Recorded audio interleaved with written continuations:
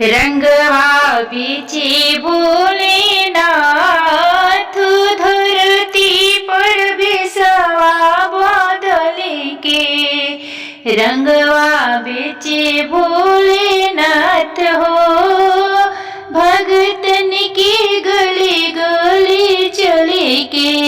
रंगवा बीचे भोलेनाथ, धरती पर बिसवा बादल के। रंगवा बीचे भोलेनाथ, धरती पर बिसवा बादल के। किस्म किस्म के रंग लैले कैलाश से, लैले कैलाश से हो, लैले कैलाश के।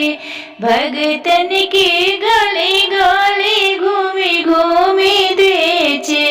रंगवा बेचे भोलेनाथ, धरती पर बिसवा बादल के।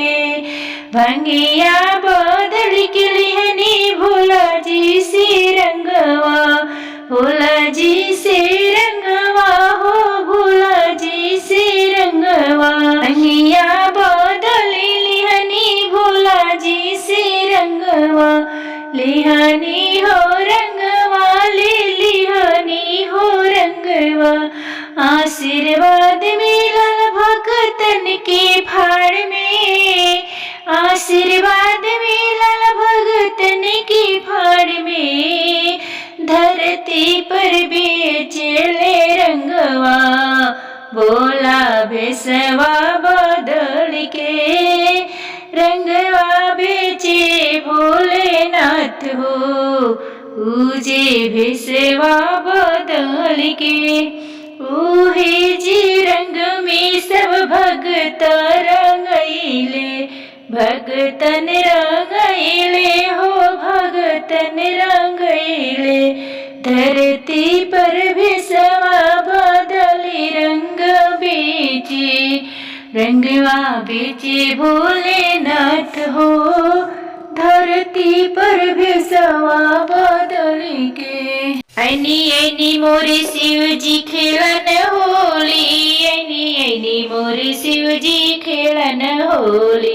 ऐनी ऐनी मोरे भोला जी खेलन होली, ऐनी ऐनी मोरे भोला जी खेलन होली। जब मोरे शिव जी काशी में ऐनी, जब मोरे शिव जी काशी में ऐनी, काशी में ऐनी हो, काशी में ऐनी। भोला जी के देखी भक्त गावे होरी, भोला जी के देखी भक्त गावे होली। होलिया गावे सब भगतन की टोली, ऐनी ऐनी मोरे शिव जी खेलन होली। जब मोरे शिव जी पर्वत पर ऐनी, जब मोरे शिव जी पर्वत पर ऐनी। गौरा संग शिव जी खेलनी होली, ऐनी ऐनी मोरे भोला जी खेलन होली।